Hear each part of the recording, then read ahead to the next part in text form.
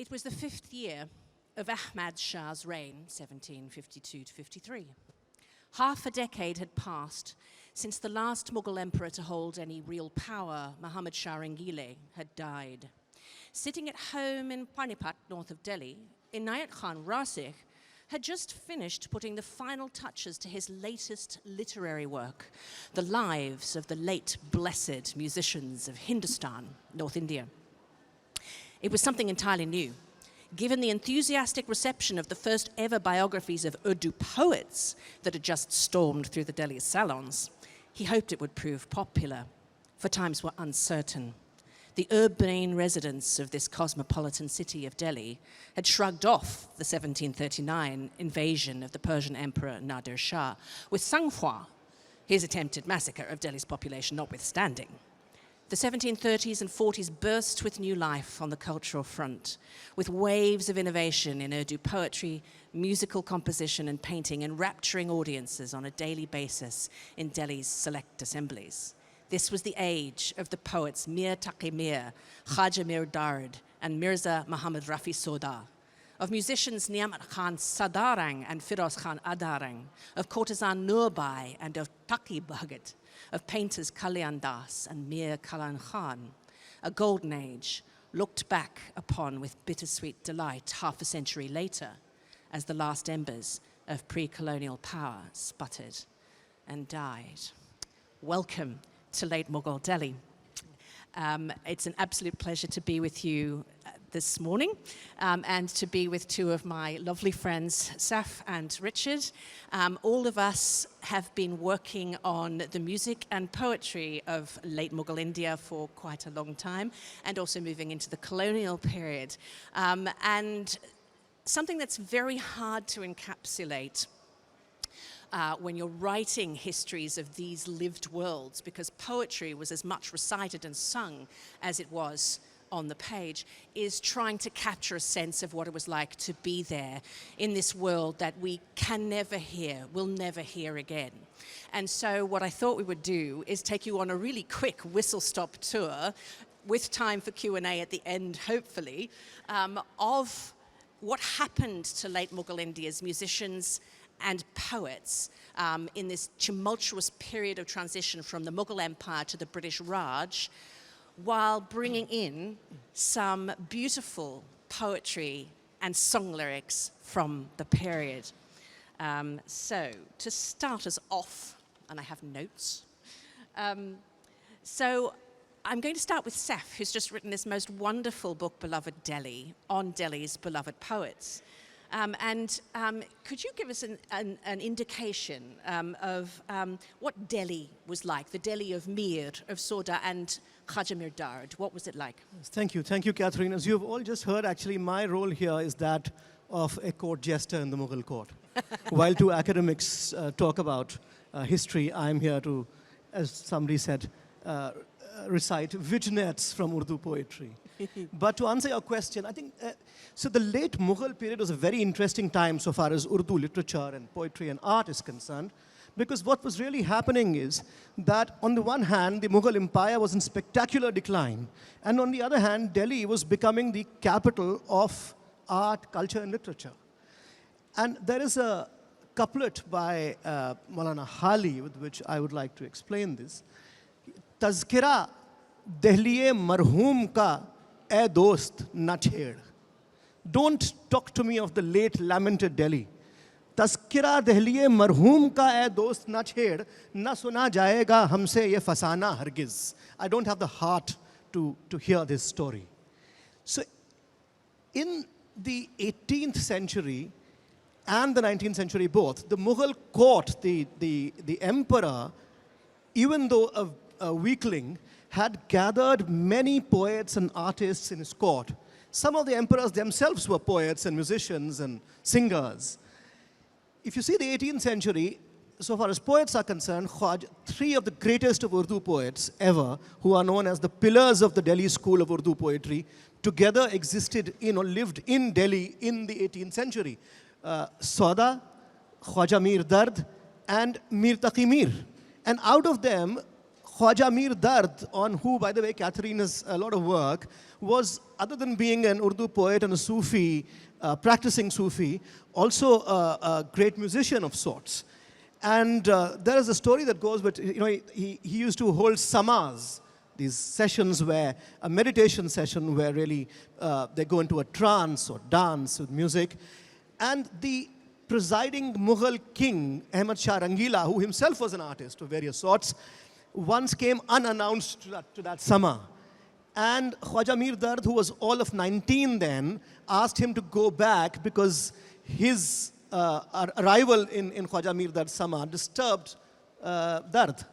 And the king went back very politely without saying. And so that was the kind of respect that these people commanded. And in the 19th century, Bahadur Shah Zafar's court had none less than Mirza Asadullah Khan Ghalib, and Shefta, and Zauq, and Momin, and Dagh, and so many other poets together. So Delhi was really the melting pot of poetry and art and literature and music and culture and everything else. Beautiful, thank you. So what was going on with musicians at exactly this time? Because, it is the age of Sadarang and Adarang, and for those of you who know music, know them as the greatest musicians of the 18th century. So tell us a little bit more about the music. Well, one of the exciting things about those two musicians in particular was they were at a turning point. They were at a turning point in terms of the kinds of songs that were being performed in the Mughal court. And this is something that Katherine maps really well in her book. Because at that time in the imperial court, you would have sort of two genres, which we still listen to today, some of us. One of them is Drupad. And of course, Drupad is this exquisite, solemn, powerful genre that really encapsulates the meanings, the depths of a rag. And then you had another one coming in at that time, Khayal. And Khayal, if some people here haven't heard it, please find it online. It is stunning, or better yet, go to a concert. With Khayal, a singer takes a lyric and explodes it. They do all kinds of things with their voice. It's really the genre of virtuosity. But the lyrics themselves, let's just think about them for a second, because we can't capture the music, but we do know what they were singing about. So the lyrics for both of these genres were often written in an old form of classical Hindi called Braj Bhasha. So I'm going to share two bandishes, two lyrical compositions by Sadarang with you today. So the first one is a monsoon type bandish. So you have to imagine a woman, she's in love with the Emperor Muhammad Shah, of course, and she's looking at the monsoon sky and exploring her emotions. Muhammad Shah Rangila, Re Balama Tumabina, Me Katari, Badariya Ne Kanasuhave, Umara Gumara Gana Aye, Senana Pyare Jatave, Taresave, Sada Rangile To Sukadaya, Chamakabicha Darave. So, my interpretation of that would be, O Muhammad Shah, steeped in pleasure, without you, my lord, the monsoon clouds have lost their appeal. Storm clouds spin and stir as they roll in. The armies of love make themselves known and pour.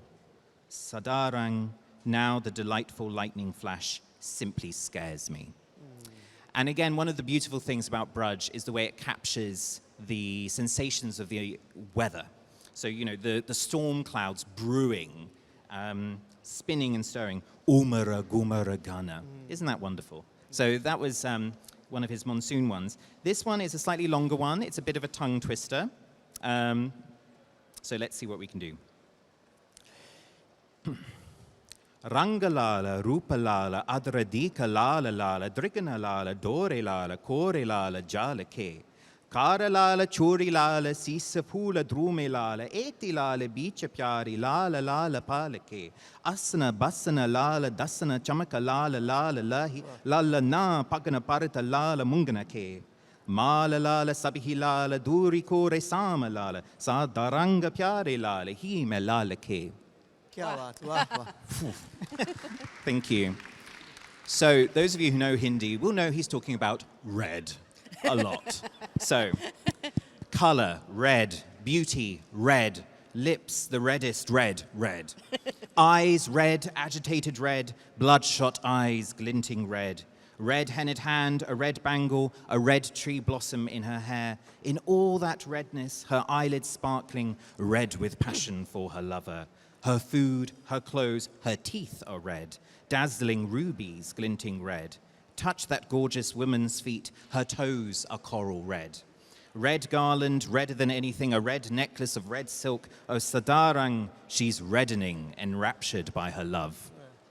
Beautiful. Reminds me a little bit of the new portrait of King Charles, which is also red, red, red, red, red.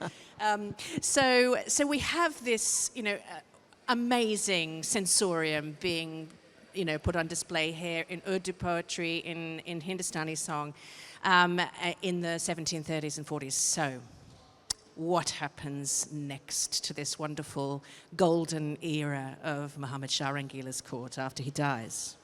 So I'm going to read a little bit more.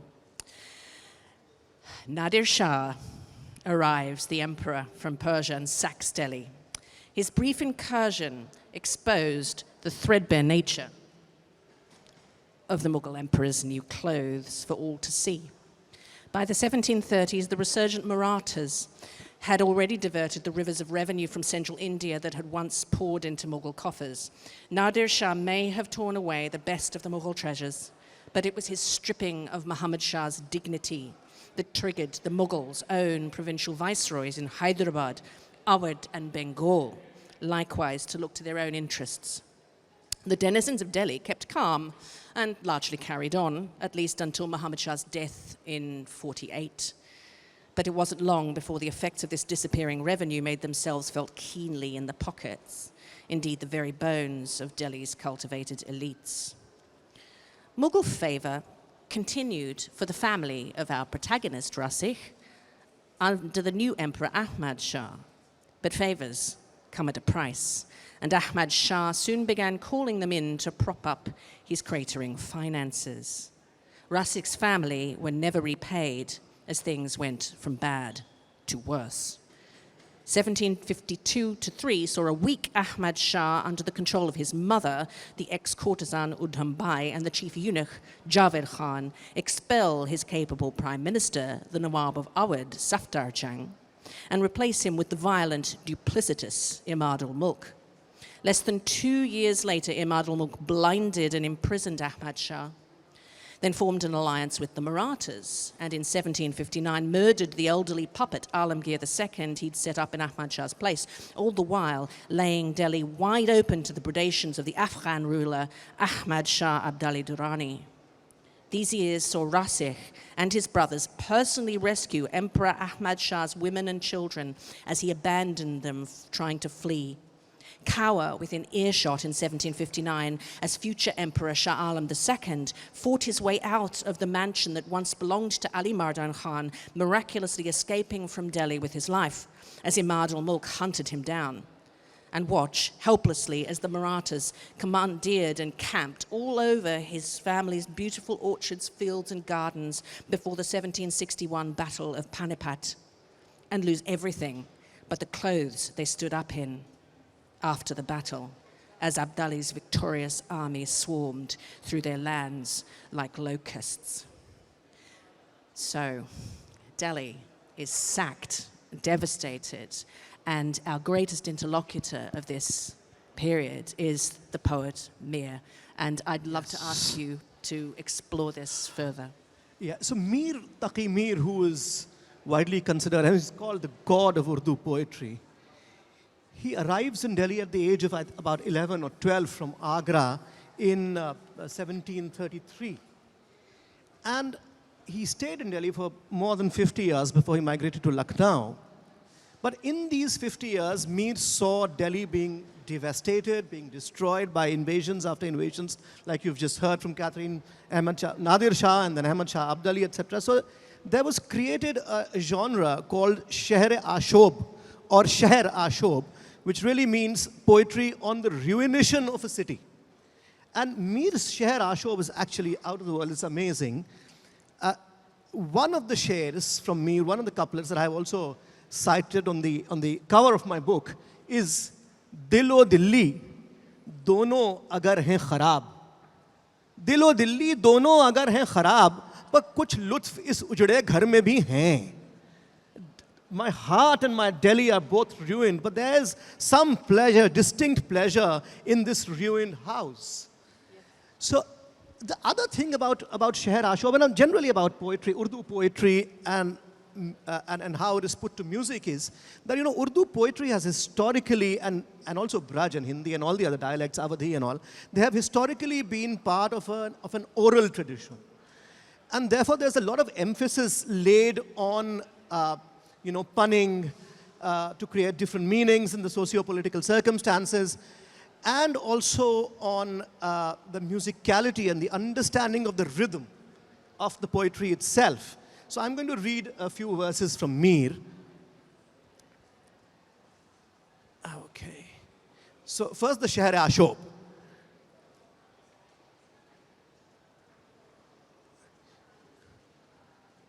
So, and Mir, unlike Ghalib, wrote most of his poetry in very simple language. Ghalib's poetry was highly Persianized.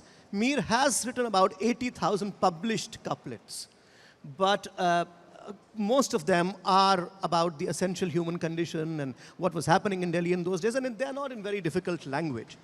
So let me read out some of Mir here. So he says, Sher mere hain sab khawas pasand. शेर मेरे हैं सब खवास पसंद पर मुझे गुफ्तगू आवाम से है. All my verses are liked by the elite, but I'm really speaking to the public at large. And in one of his poems, it says, Ab kharaba hua Jahanabad. Jahanabad is Shah Jahanabad, the old name of Delhi. Ab kharaba hua Jahanabad, warna har mod pe yahan ghar tha. Now Delhi has been turned into ruins. Otherwise, on every street, every nook and corner, there used to be a house. So this is about the ruination of Delhi. And I just want to point out one more thing about Mir, and then and maybe tell you how he moved to Lucknow and why he moved to Lucknow. Mir, like Ghalib and most of the other classical Urdu poets, he was a poet of resistance. And when I say resistance, I don't necessarily mean resistance just against the establishment or the ruler, but resistance against all kinds of dogmas, religious dogmas, and so he questioned religion, he questioned God, and a very famous ghazal of Mir, which has been sung later by everyone, starting from Begum Akhtar to Jagjit Singh, is a ghazal that starts with the sher, ulti ho gayi sab tadbirein, kuch na dawa ne kaam kiya, dekha is bimari dil ne aakhir kaam tamam kiya. But the sher that I want, the two couplets that I want you to hear in this ghazal are, it says, Sheikh jo hai masjid mein, nanga raat ko tha main khane mein. Sheikh jo hai masjid mein, nanga raat ko tha main khane mein, kurta, khurka, jubba, topi, masti mein inam kiya. Aur ye, and look at this heretic observation, ki yahan ke safedo siyah mein humko दखल जो है सो इतना, I'm going to translate this. यहाँ के सफ़ेदो सियाह में हमको दखल जो है सो इतना है, रात को रो रो सुबह किया और दिन को ज्यों त्यों शाम किया. He's really saying that in this world, my only the only control that I have over this world is that I can weep away the night into morning and the day into evening. Otherwise, everything is predestined. And so it's a kind of a heretic, observation and challenging God, saying, when you are doing everything, why blame me? And then finally he says, कि मीर के दीनों मजहब को अब पूछते क्या हो, उनने तो कशका खींचा दैर में बैठा, कब का तर्क इस्लाम किया. He says, what do you ask of my religion and my faith? I have long ago quit Islam, shun Islam, put a tilak on my forehead, and I'm sitting in a temple. Basically, a sher that encapsulates the humanism of classical Urdu poets. There is no difference between Islam and Hinduism, he says. To me, the mosque and the temple are the same. But what happened with Mir was that he fell into penury. Because ever since he came to Delhi, he was under the patronage of one or the other Rasik patron, aristocrat patron.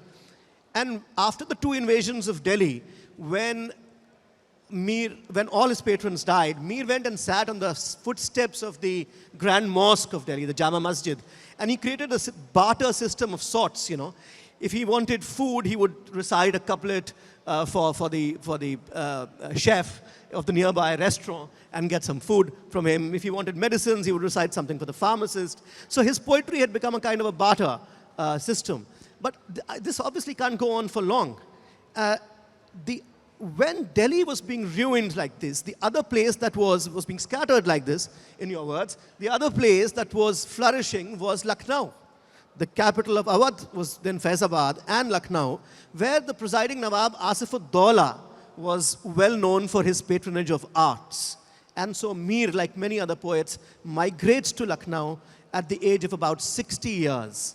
After having, actually more than that, because he spent about 55 years in Delhi. And he bids a tearful farewell to Delhi, saying, "Ab to jate hain but kade se Mir, phir milenge agar khuda laya." Now we now leave this idol, this place of beautiful idols, and we'll meet again if God so wants. And then he moves to Lucknow and soon finds audience in the court of Nawab Asif-ud-Dawla. And of course, Richard will talk about Lucknow. But just one incident I want to narrate here. He was so much in love with Delhi and the kind of Sheher Ashobs that he wrote that once in Lucknow, some princes came to see him and they were insisting that he should recite something new. And Mir was not in a mood to recite. So when they insisted, he said, "You know, you won't understand my poetry. Aapko meri zaban samajh mein nahi aayegi. You won't understand my language." And they said, "Kyun nahi samajh mein aayegi? Hum to Maulana Room ko aur Hafiz ko bhi samajhte hain. We understand these great Persian poets like Maulana Rumi and Hafiz." And Mir said, "समझते होंगे हुजूर, लेकिन मेरी शायरी समझने के लिए आपको उस ज़बान की तमीज़ होना ज़रूरी है जो दिल्ली की जामा मस्जिद की सीढ़ियों पे बोली जाती है, और वो तमीज़ आपको नहीं." So you must know the language that is spoken on the footsteps of the Jama Masjid in Delhi, and that you don't know. You may know Persian. And yes, so that was Mir for you. And then he migrates to Lucknow, where he dies in penury and, you know, just remembering the Delhi of his days. Yes, so we are now going to move to Lucknow. So the great thing that happened in this, so the writers on music talk about the scattering of Shah Jahanabad, which is what we've just been talking about in relation to poets. But also hundreds of musicians and their patrons were on the move. And lots of the sons and grandsons of Delhi's top musicians migrated to the state of Awadh, an independent princely state with its capital in Lucknow under the rule of Asif-ud-Dawla. And the amazing thing about Lucknow was not just that it was a melting pot of the greatest musicians and artists and painters and so on from all over North India, but the East India Company were there. And so this is the period where there's a British resident in Lucknow, and other Europeans as well, Colonel Polier, Claude Martin, and all of these individuals were also patrons of music and dance, and particularly the music and dance of courtesans. And I'm going to just talk a little bit about a relationship between an English memsahib, Sophia Plowden, and a great celebrity courtesan of the time, a woman called Khanam Jan, who claimed to be Kashmiri, but she was probably not. It was just you'd earn more money if you said you were Kashmiri, because they were legendarily beautiful and sophisticated. And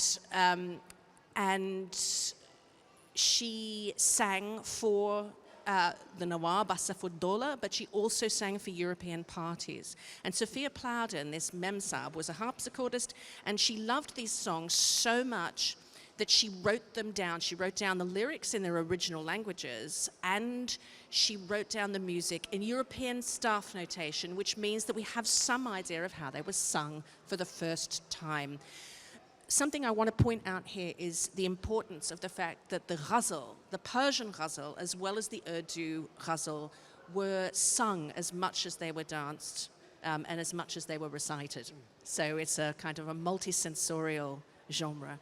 And this is a song by, a ghazal by the Mughal Emperor. Sorry about this. The great Persian poet Hafiz. So Persian, again, was also a language that was extremely widely spoken across North India, including by the British, until the British replaced it with English in 1837. So it's a really long time. And this song by Hafez is about musicians, and its translation is: sing, sweet-voiced musician, ever fresh and ever new. Pour the exhilarating wine, ever fresh and ever new. While you play, sit cozily in a secluded place with a lover and snatch kisses from him as you desire, ever fresh and ever new. A very appropriate song to be sung by a courtesan in the court. So will you not sing it for us? I shall sing it for you. So I'm going to sing it for you in two versions. Just the first verse. So Sophia Plowden wrote it down like this. She didn't write the lyrics in, so I'm adding the lyrics in. But she wrote it like this.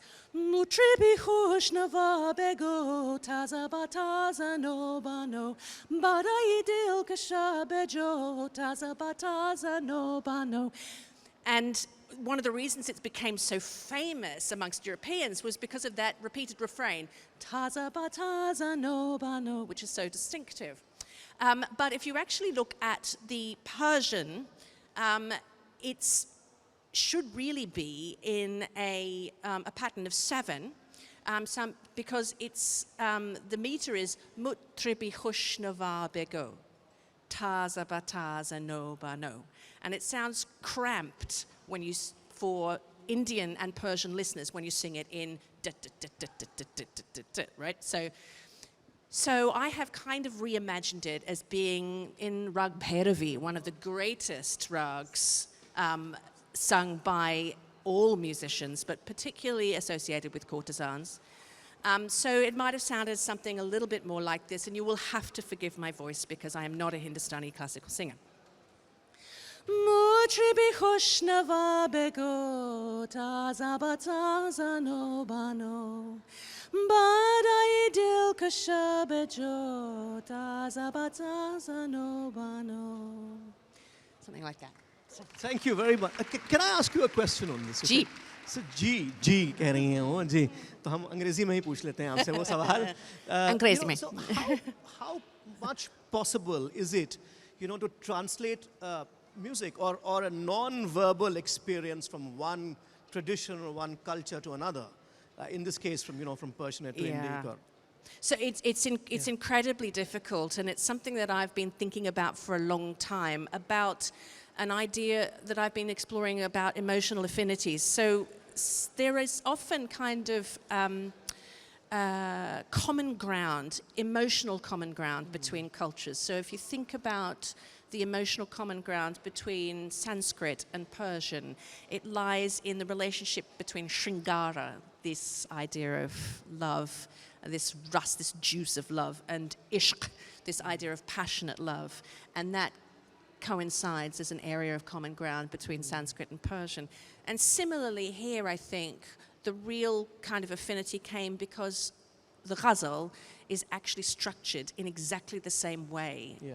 Coincidentally at the time as the European aria, opera aria of the time, and they recognized courtesans as they would an operatic diva of the time. So I think that's it. And of course, musicians and so on didn't just move to Lucknow. So they as everybody thinks, they moved to Hyderabad, they moved to Jaipur, they moved to Udaipur. They moved all over the place, and to one particular place, they moved to Kolkata. So I want to ask Richard a little bit about what happens when this music moves to Calcutta.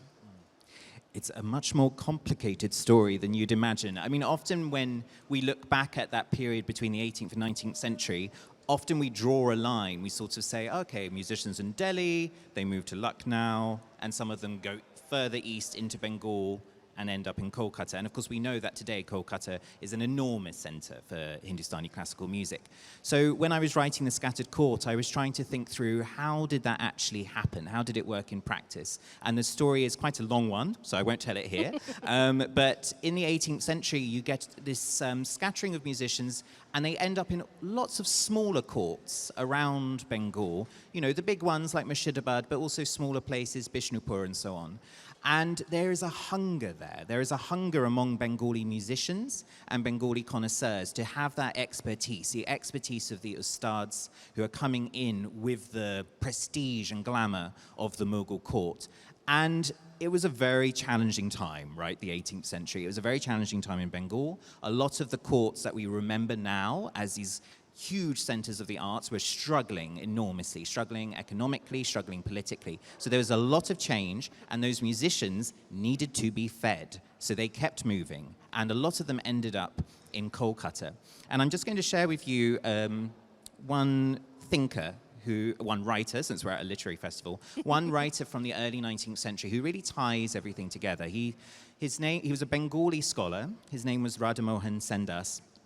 And in 1818, he writes a book which is probably the first published book on music in an Indian language. And it's 1818, it's Bengali Shongit Torongo, so the wave of music.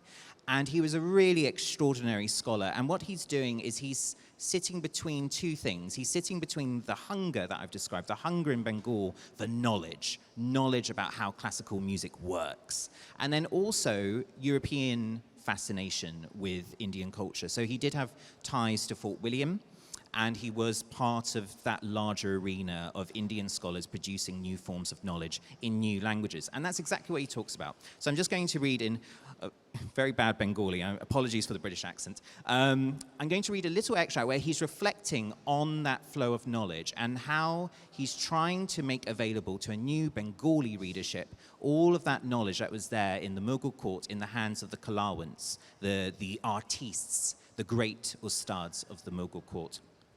So what does he say? He says, Heno mote gan beda prakash pailo, koli juge nor loke oneke shikilo, ei rupi kolir onek din jai, shongroho korilo kalawat lokatai, parshik bashai lipi korea loilo, shorbo shadaron bodhe kotin hoilo. Odikonto সংস্কৃত ভাষায় যা আছে তাহাও কঠিন প্রায় অনকের কাছে অতএব সেই সব গ্রন্থর বচন প্রাকৃত ভাষায় করিলাম সংকলন. So he says, the science of music proliferated in this way. In the Kali age, so that's our age, there were many educated people in the world of men. And so the many days of that age passed, and the Kalawants, these artist musicians, compiled their collections. They had them written in the Persian language, and this comprehensive knowledge was challenging. Besides this, they continued in the Sanskrit language. Very often, this too was difficult. Therefore, this is what all those books had to say. I have collected everything together in everyday language. And this was a real turning point. And after that stage, you start getting so many Bengali scholars writing about music because he'd already done the hard bit of going through all the Persian and Sanskrit. So he was a real turning point in that transmission story across North India. Yes, it was not just Bengalis writing on music in Calcutta. Calcutta was also a great hive of Persian literary culture and also Urdu literary culture. And one particular very famous person in particular. Ghalib, yes, Ghalib went to Calcutta, and it's a very interesting story of why he went there. Ghalib, was very aware of his own fame and his own command over Urdu poetry. And Ghalib का शेर है कि पूछते हैं वो कि Ghalib कौन है, कोई बतलाओ कि हम बतलाएं क्या. They ask, who is Ghalib? Someone please tell us. What should I tell them? So, and by the way, Ghalib is famously, he had famously said that जिस शायर की गज़ल बाला खाने में तवाइफ और सड़क पे फ़कीर गाए, उस शायर को कोई मात नहीं कर सकता. He said this about himself, that who can beat a poet whose ghazals are sung by the courtesan and the beggar on the street alike. So in the late 18th century, this is how Ghalib reaches Calcutta. In the late 18th century, Ghalib's paternal uncle, who used to work for the British Army, died. He was made in charge of 400 cavalrymen. And when he died, he was given a family pension. In that family pension, which was 10,000 rupees per annum, Ghalib's share was 300 rupees per annum. the share of the entire family of Ghalib, basically Ghalib and his brother, was 300 rupees per annum. More than half his life Ghalib spent on litigating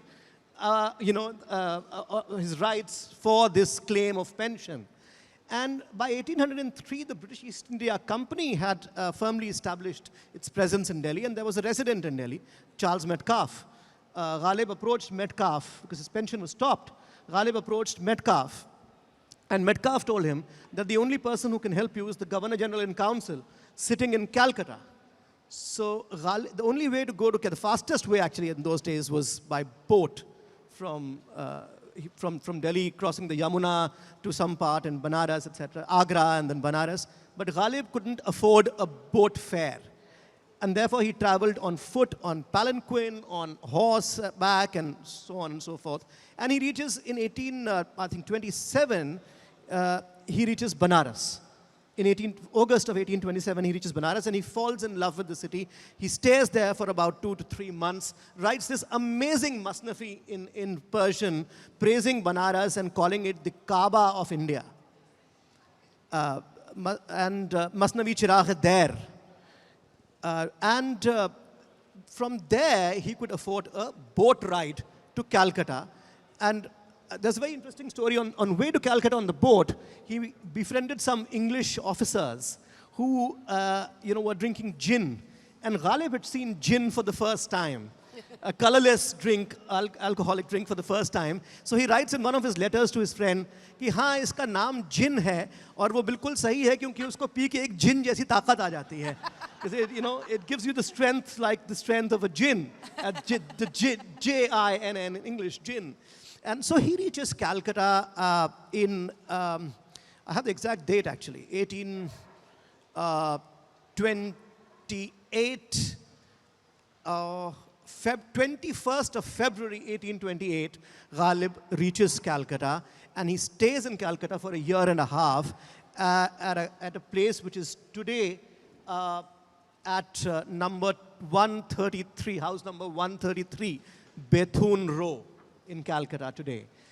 But when he reaches Calcutta, he finds that the world of ghazals has already been monopolized by Persian poets of Calcutta who don't consider Ghalib good enough. Because Ghalib wrote more Persian poetry than Urdu poetry, but they don't consider Ghalib good enough. And so he has these raging fights with the Persian poets of Calcutta. And there are posters published against Ghalib, put up all over the city. The Governor General in Council refuses to meet him and tells him, and finally he's told by the Governor General's ADC that, you have to go back to Delhi and there's a new resident there and you file your case before the resident. So he immediately sends a power of attorney to his lawyer in Delhi, sells a couple of things as power of attorney along with what is called a money order. So he sends some money and power of attorney to his lawyer in Delhi and then starts to pack up and go back, by which time he had already spent a year and a half in Calcutta. And he says about Calcutta कि कलकत्ते की खाक नशीनी दिल्ली की तख्त नशीनी से बेहतर है. Sitting on the dust on the ground in Calcutta is more of a privilege than sitting on the Mughal throne in Delhi. But obviously his time in Calcutta was not very happy because of all these fights he had, academic fights and scholarly fights that he had, literary fights that he had. And so there is a sher in which he says, कलकत्ते का जो जिक्र किया तूने ए हम नशी एक तीर मेरे सीने में मारा कि हाय हाय. When you talk of Calcutta, my friend, it's like piercing an arrow into my heart. So that's Ghalib in Calcutta. Beautiful. So we're going to, I think we have time for a couple of questions, is that right? But before that, we cannot leave Calcutta before connecting Lucknow and Calcutta in the person of Wajid Ali Shah. Yes. So what happens, 1857, the big Great Indian Uprising or the Indian Mutiny, depending on which side you were on. And Delhi and Lucknow are devastated as cultural centers again. But there's one person who connects these, and that is Wajid Ali Shah, the last Nawab of Lucknow. Exactly. And often when we think about the devastation of 1857, people forget that actually musicians, artists, poets kept struggling and kept moving and kept writing and composing and kept innovating. I think this is one of the really crucial things. We often think classical music, that sounds old, that sounds static, that sounds unchanging, and it's not. It's none of those things. And in particular, in the second half of the 19th century, despite everything, all kinds of things are happening in Hindustani music. And when Wajid Ali Shah settles in Kolkata, he's there for 30 years, and he brings with him a whole entourage of musicians, artists, dancers, and poets. And I would just like to bring in one of them, who was his wife. Well, he had many wives, but his first senior wife, Saif Mahmood, who was an incredible poet and musical thinker in her own right. I had not heard of her at all until I started writing this book. And again, one of the really interesting things about her is she complicates the whole way we remember that period. Often when we think about Wajid Ali Shah, we think, in terms of music at least, we think Tumri, we think Kathak, we think some Urdu. Well, he wrote a lot in Urdu, so that makes sense. But actually, that's just the beginning of the story. There is so much more that was happening in his court. So I'm going to read one of her compositions. But Saif Mahmood, by the way, wrote far more Tumris than Wajid Ali Shah. So actually, when we think of him as the master of Tumri, really we do need to be factoring in his wife. But this is not one of her Tumris, this is one of her Drupads. And again, we don't usually think of Wajid Ali Shah and Drupad, let alone his wife. And she's composing in a very Sanskritic form of Braj Bhasha once again. So I'll just finish with her. Bigano harana bidhi benayaka nayaka, bigano harana bidhi benayaka nayaka, eka danta lambo dare, dharani dare, ganapata guru ganesa. So this is Saif Mahmood. He who eliminates obstacles, the remover, the Lord, single-tusked, pot-bellied one, support of the earth, Ganapati, Guru, Ganesa. And again, that to me really encapsulates how little we really know, how little we understand of that period, how much more there is. This woman composed so many songs. She composed masnavis, copies of which are here in this building. And so really, I think what's really exciting about working on this whole period is how much more there is to discover. Yes, yeah. In fact, the first, Sauda's original manuscript, Sauda was the first classical Urdu poet of Delhi. The original manuscript is here on the second floor in India Office Records, signed by Sauda himself. He had given it to a British general who was his friend, and he obviously brought it here, and thank God it is here. Thank you. So we're going to open for questions, and I know Saif has a nazm to finish with, but I'd love to hear some questions from the audience. Is there a microphone? Yeah. Thank you. I have a question about nomenclature, how we name different forms. So Hindustani, Carnatic. I think it's high time we find other ways of naming the music from the subcontinent that is clearly both far more singular and far more diverse at the same time. What are your thoughts on how we can do that? Thank you. That's such a good point. You're not alone in thinking that, first of all. I think a lot of people would agree. When you introduce a system, you have to have lots of caveats and sort of say, some people will call it North Indian classical music. Some people will call it Hindustani classical music. Some people will say art music instead of classical. Some people will say rag-based music that operates across North and South. One of the real challenges, I think, as you pointed out, with this split is the idea that these are two imporous histories that don't have contact. And again, when you look back to the 18th century, there's so much back and forth. There are all kinds of shared musical systems. So no, I agree. So the search continues to find more consensus on a better way forward in terms of naming these systems. Yeah. Another question?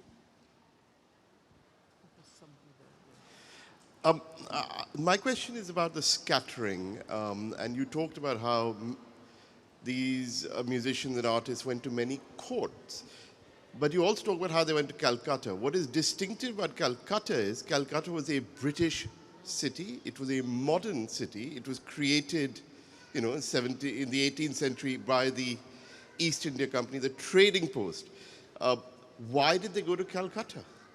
It's not a court. It's an East India Company city. So what was going on in Calcutta that was receptive to this? I'll give a first answer, and then I'm sure Richard will. It's worth remembering that the number of British people in Kolkata in this period was actually tiny in comparison to the number of Indians of all kinds, from extremely wealthy zamindars, sort of right through to very impoverished people, were living in and around Calcutta, because it's a major city of trade and money attracts people. And it's the same really with musicians, poets, artists, etc. And so I'm now going to pass over to Richard, because Calcutta is really his domain. It's a great question. I mean, the thing is, we often think musicians, court music. Again, court music being one of the other words that we often use to talk about Hindustani music, to go back to the earlier question. But really, at the end of the day, musicians need a patron. And that's actually more important often than going to a court, particularly a court that's struggling in a changing political landscape. It's interesting because, there isn't really a distinctive Hindustani style of music that's being developed in Kolkata in the early 19th century. It comes later. And it's because of the growth, not of the Rajbaris, the new patrons, the Bodrolok patrons who really take on the mantle of being the patrons of Hindustani music in the wake of the Zamindars, in the wake of the aristocrats and the Nawabs and so on. So it's them, but also Kolkata, because it's this important, the important political center at that time under colonialism, you start bringing in all kinds of other people from around India who are also looking for musicians. So, Tipu Sultan's descendants, his family end up there. Vajd Ali Shah ends up there. So again, it just becomes a center of gravity in the landscape for that reason, even though it didn't have an older court. Another question? There's one down the front here. Do forgive me if I'm going off-piste a little bit, but I'm quite interested to know about the court of Lahore.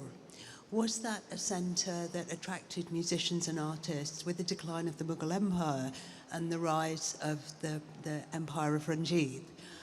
Were musicians and artists attracted there, and what kind of art forms developed? Was there anything particularly distinctive that developed during the reign of Ranjit?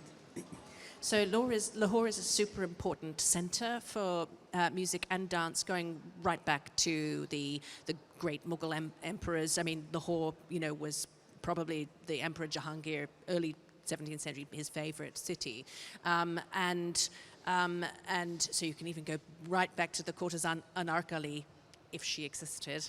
But in this period, yes, Lahore is a centre in its own right for particular kinds of Sufi music. It's an extremely important Sufi centre. It also seems to be a site that's particularly important for dance and some of the kinds of tals and musical instruments that are coming from Punjab through into North India that have such a big impact on this period and on today. So the tabla seems to have come from Punjab. The earliest paintings we have of it are actually from the hill states, painted by the great artist Nensukh. But Lahore itself also receives musicians, and so it becomes a really important site in Ranjit Singh's time of art music, both of courtesan traditions and also sort of drup and khayal sung by ustads and so on. There's a fantastic book on it recently by Radha Kapuria, Oxford University Press, which I would definitely recommend you read.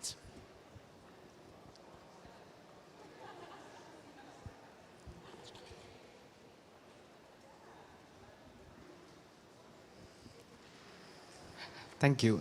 Katherine and Richard, both of you mentioned how difficult it was for us to know what the music sounded like today because notations were probably not a thing.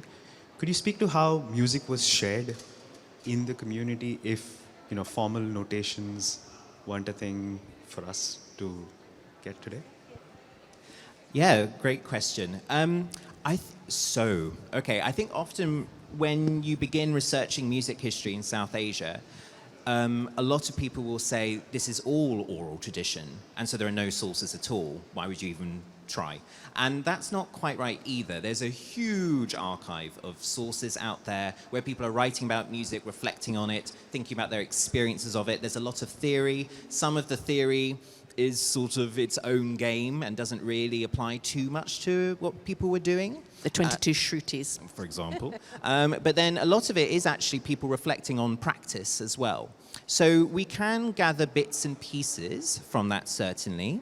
I think we can also engage with the memories of the Gharanas and the lineages, and they will have all kinds of compositions that have been passed down. It is a challenge though, because like I say, Hindustani music is not an unchanging thing. It does evolve. New styles do trickle in. That's why it's so vital and vibrant as a system. So it's a case of striking that balance. I mean, personally, it's often a frustration that you cannot comfortably recreate music from the 18th century. But then that's something that people who do Western music history will say as well. And with notation and things, they'll say, well, fine, we've got notation, but so what? It doesn't actually get us very far necessarily. What I find personally much more encouraging is just the abundance of literature where people in Indian languages are reflecting on what it is to listen, what it is to hear it and to feel the music and how it affects them, their emotions, their society, their courts, everything else. So, yeah, there's a lot there. I'd actually just like to bring Saif in here, because of course poetry is also often an orally taught and understood form. And one of the interesting things for me working on Sophia Plowden's album of Persian and Urdu ghazals was that you could see in the way that they'd been written kind of errors that had crept in that I think had come from. So you've got a courtesan troupe and there's a visiting courtesan, and she overhears this new ghazal that's being sung. Maybe it's a ghazal of Soda, maybe it's a ghazal by the emperor, Shah Alam or something. And she has a brilliant memory, so she memorizes it, but she's not necessarily entirely sure that she's got it right. So she takes it to a munshi or to an ustad, a poetical ustad, and says, can you please look at this and correct this? And if it's a well-known ghazal, then he will just, usually men, he will just, use the text version from the diwan, the collected works of the poet. If it's an unknown poet, probably he's just going to correct the meter and the end rhymes and so on, so that they work. And this way, you get all these kind of variant readings of some of these great songs. Yes. So the other thing about the Urdu ghazal, and since you mentioned mending or correcting the ghazal through by a munshi or an ustad, see, I think we must be, while reading the Urdu ghazal, it's important to understand the awareness of the rhythm in the ghazal. And the rhythmic meter, the Persian rhythmic meter of the ghazal. What distinguishes a ghazal from any other form of Urdu poetry or Persian poetry is the meter. But what people often forget is that other forms of Urdu poetry, including the nazm, which is, or the independent or free poetry, also has a certain degree of musicality inherent in it. So you can't just write a whole paragraph, break it into 4 sentences and say that it's a poem that can be sung. So poetry Urdu poetry or poetry that comes from the Persianic tradition, an essential prerequisite for it is that it must be capable of being sung. And that is why the courtesan would take it to an ustad to mend the meter, because if the meter is not correct, you can't sing it properly. Absolutely. And so we don't have time for another question, but I would actually just like Saif to knot all of this discussion and our journey together with a final nazm. Oh, nazm, I wanted to read something else, but after all this discussion about the scattering of Delhi, and as you all have heard from both of them, that after 1857, the poets and writers and artists and musicians of Delhi scattered all over. They went to Lucknow and to Kolkata and Matya Burj and so on and so forth. That doesn't mean that everything was lost, because Delhi was lost. So all these other places became centers of music and art and poetry. And Anwar Jalalpuri, a poet who died recently, has a wonderful ghazal on the second devastation, he calls, of Delhi in the current times. and how, the Havelis of Mirza Ghalib and have been ruined, and how we don't believe in preserving our heritage and culture. And I'm just going to read 3 shares and translate them for you. कि कुछ यकीन, कुछ गुमान की दिल्ली, कुछ यकीन, कुछ गुमान की दिल्ली, अनगिनत इम्तिहान की दिल्ली,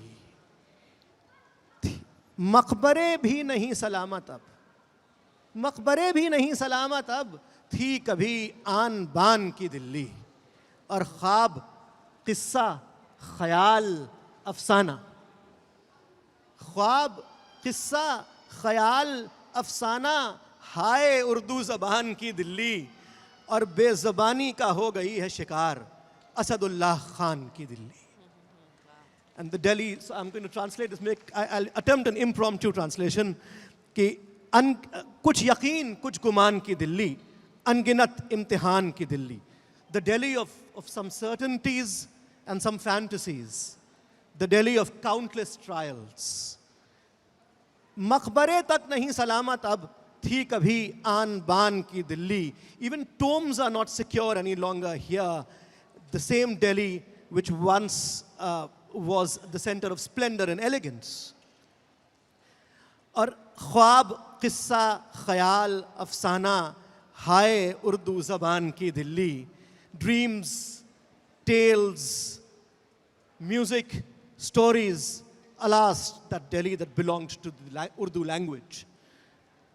और बेज़बानी का हो गई है शिकार, असदुल्लाह खान की Delhi. It has lost its voice. The Delhi of Asadullah Khan Ghalib. Thank you. Thank you for being such a beautiful audience.